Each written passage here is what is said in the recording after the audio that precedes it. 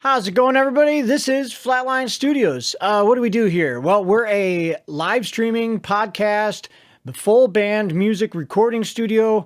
We're fully set up to do on-location concerts, as well as, all sorts of other things revolving around the capturing of live situations. So whether it's people alive here in the studio recording or out in the real world recording live performances.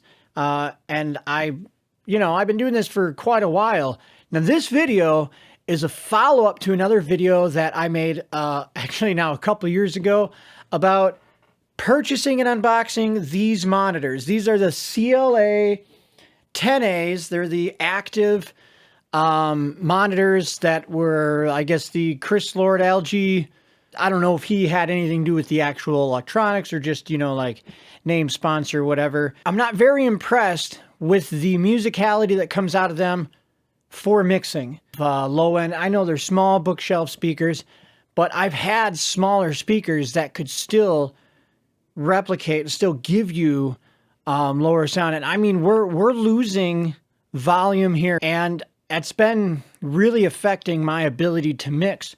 So I've brought in these Creative and Klipsch's as other monitors. Plus we have the Yorkville in the middle there that we can sum down as a mono channel, so we can make sure things are, not being lost in mono or being summed to be way too loud that you can't hear in stereo. So again, these speakers aren't horrible, but I personally don't find them very accurate for mixing. I find that I almost always have to go and hear them in other speakers, which is now making me doubt a lot of my mixes. And that shouldn't be the case. It should be I'm getting an accurate representation. But no, when I go and listen to the monitors that are right next to it, or I take this home and I listen to it on I have different speakers at home. So we have the Optimus, like 10 TSs. They're the double 6.5 towers with the dipolar ribbon tweeter in them. No subwoofers. And then we have a set of, vintage Fishers, pristine, again, no subwoofers. And then we have the, Electrovoice Century 4 Alphas, that are paired up with that. So like we have different stuff to listen to in my home studio than here. And I find that I'm having to listen to them on other speakers to hear problems that I can't hear on these speakers. One of those problems that's really, really hard to hear is when your kick is just too hard into the mix. Sure, you can see it on the meter, but you can't hear the part of the kick that is being too hard, too abrasive into the mix. So then you end up mixing with your eyes instead of your ears, and that really is a huge disadvantage on speed. I'm used to being able to put something in and mix it with my ears and get it really, really close to what the customer needs, and only have maybe one or two revisions needed for, some minor things in the middle, like, hey, this tom hit, what's up with that? Or, why isn't this lead just coming through the mix just a hair harder? The little things that are more taste and less overall mix. So I find that I've actually been having a huge disadvantage using these monitors, and they're not cheap. I spent over $1,000 for the pair of monitors, and I got them because Chris Lord Algae is a award-winning mix engineer. And when he came out with these, I said, hey, this guy mixes for a living. He must know something that the rest of us don't. And I was, assured, hey, if you can make a song sound good in this, it'll sound good anywhere. Wrong. Absolutely wrong. So with these, I've had to incorporate a subwoofer. And then it's really hard to get that right, because now the subwoofer is a separate element that is now calibrated separately. And those sub-channels will sound different depending on where you're sitting in relationship to that subwoofer.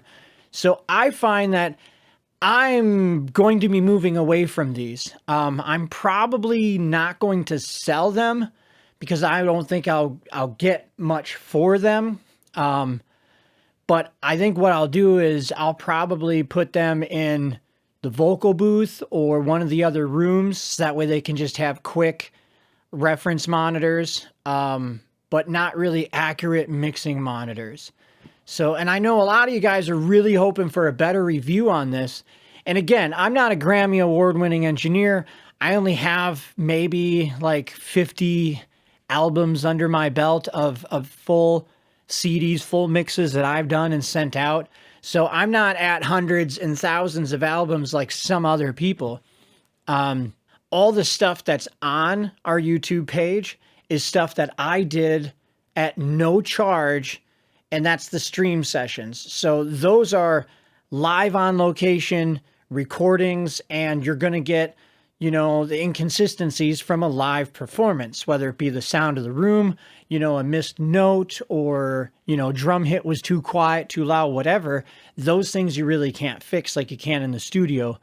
So really, I'm finding that I'm going to be moving away from these, and that's become really apparent on this last album that we've been working on. We've been trying to get this album that we're working on from this band. It's different, and these aren't able to help me hear that sound that this band is really aiming for. So it's a new band. They don't have any albums out yet. I'm not going to tell you their name, but really this album has really magnified the shortcomings of these monitors. Personally, I think if you're in a really small studio, really small mixing room, I think you'll be fine.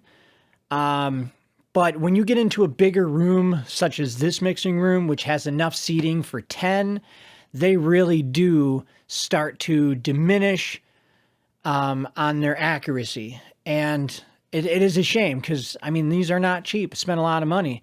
Now, like this mix board right here, this is not what we mix our music through. This is just for transport and monitoring. So this is how we get everything out to people out there who need in-ear monitors. This rig behind me is our mobile rig, and it also handles all of our in-house audio video capture and routing. So we have Focusrite preamps that go ADAT out into the computer. We use the RME ADAT interfaces. You know, we can run that at 192. So we have the ability to get extremely high quality, extremely dynamic recordings. It's not the lack of depth in the recording where the issue is. It's the lack of replication in the monitors that is really affecting the mixes. And I'm sure a lot of you have different experiences with it. Unfortunately, we don't have another few $1,000s to throw on more monitors. But coming up here in the next few months, I do believe we will be switching these out for something different altogether. So it's something that I'm not too pleased with the cost versus the quality.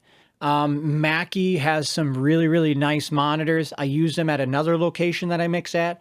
Again, that the low end always seems to be the issue with the bookshelf style monitors.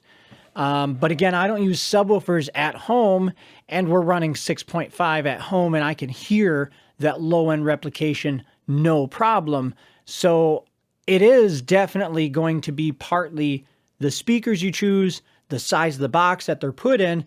But if it can't replicate the sounds that you need to do your job, I don't see how you can keep using them. And that's kind of the impasse we're at. So I know a lot of you have been asking for quite a while for me to get this video out there. I'm sorry.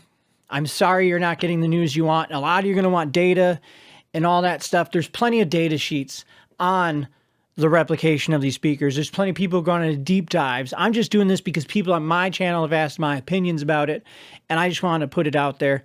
The most difficult thing I find is how the kick sits in the mix.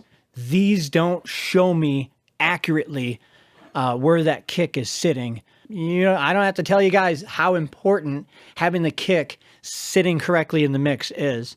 So that's my opinion. I hope you guys enjoy your mixes. I hope you enjoy your monitors.